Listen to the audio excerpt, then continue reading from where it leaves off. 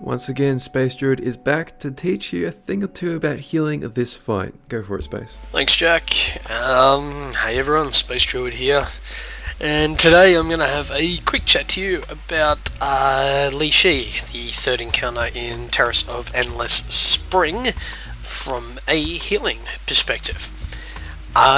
First off, you can 2 or 3 heal this. It does get a bit dicey to healing it if you are going to do it that way. Make sure you have other capable raiders who have off-spec healing like Trank or Healing Tide. It will help out quite a lot. Otherwise 3 healing is more than doable. It's not a huge berserk timer DPS check, so you can get away with 3 healing it if you need to. In general, tanks will take moderate damage, but it does ramp up in the ad phases and as the encounter goes on. In the raid, there's minimal damage, except in the pushing wind getaway aspect of the fight. I'll go through that phase though in a little bit. Otherwise, generally, not much raid healing, it's mostly on the tanks. Key things to know though, is that there is a debuff called spray damage. Spray damage is put on anybody who is standing in front of the boss. Typically that will only be one tank at a time, with the other tank standing off to the side so they can drop their stacks. The stacks increase frost damage, so the higher the stacks go, the more damage the target takes.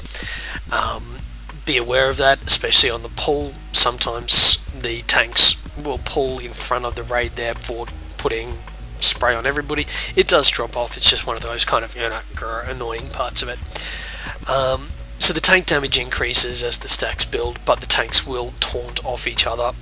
Check out the tank part to work out when that taunt should happen, I've got no idea. Just to go through the key phases though. First one I'll go through is the get away phase. Now what happens here is that Lei Shi will be in the center of the platform and wind will be pushing you away from the boss. You want to run towards the boss, because when you do that you will take less damage. If you just sit there and let the wind push you away, you will take twice as much damage. So it's a difference of about 60k ticks to about 30-40k ticks, so it's worth running in towards the boss as much as possible.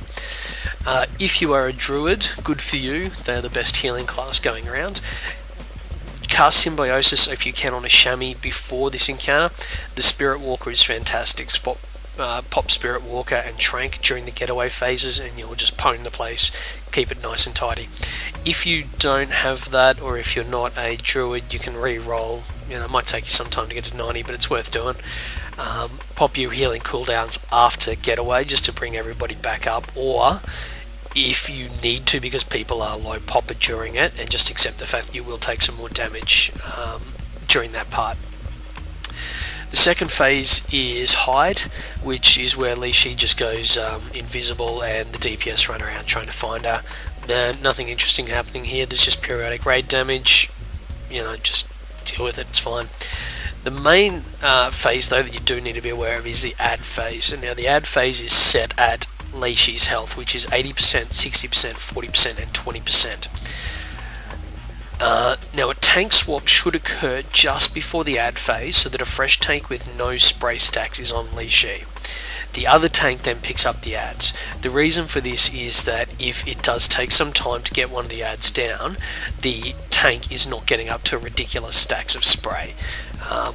They can easily get up to 18 to 20 stacks during this phase, I have seen that happen, so it's worth doing that swap just before it happens.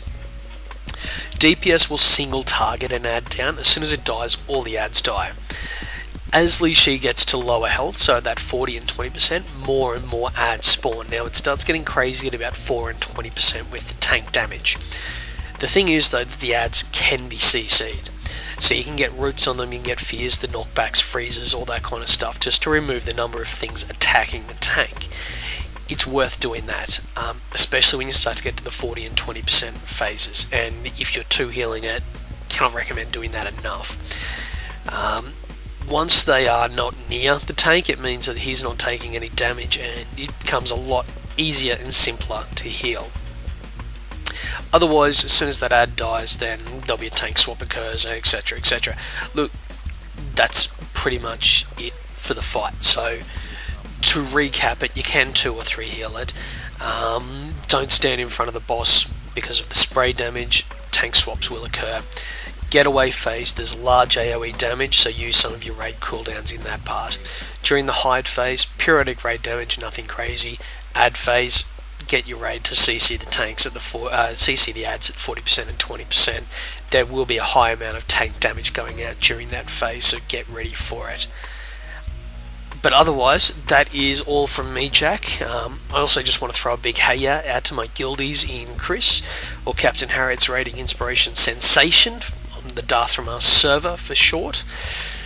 Chris has only been around for a few weeks, but we're now working on our third heroic boss.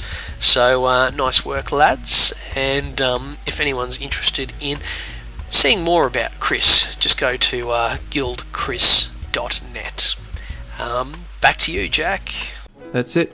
Click the annotation you see on screen for the other boss guide playlists. If you click that shiny subscribe button at the top left, then all future guides will come right to you. Like on Facebook for heads up on all my upcoming projects. Leave comments about alternative strats. Like if you liked the video, dislike it if you disliked it. That is what it is there for. Go for it.